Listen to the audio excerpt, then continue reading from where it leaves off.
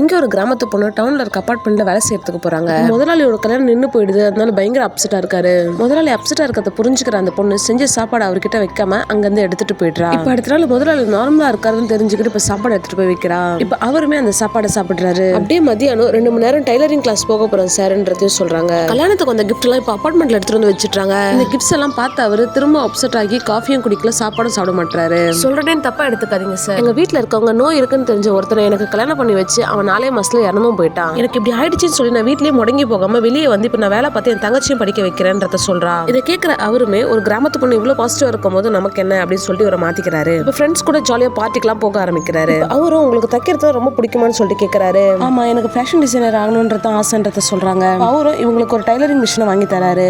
அந்த பொண்ணு இவர் பர்த்டேக்கு ஒரு ஷர்ட்டையும் தச்சு தரா. இப்ப அந்த ஷர்ட்டை போட்டுட்டு தான் ஆபீஸ்க்கே போறாரு. இது மாதிரி என் தங்கச்சிக்கு கல்யாணம் வச்சிருக்கோம் சார், ஒரு வாரம் லீவ் வேணும்னு சொல்லிட்டு ஊருக்கும் கிளம்பி போயிடுறா. அந்த வீட்டுல தனியா இருக்கும்போது அந்த பொண்ணு ரொம்ப மிஸ் பண்ணவும் ஆரம்பிக்கிறாரு. அந்த பொண்ணு லவ் பண்ணவே ஆரம்பிச்சிடுறாரு.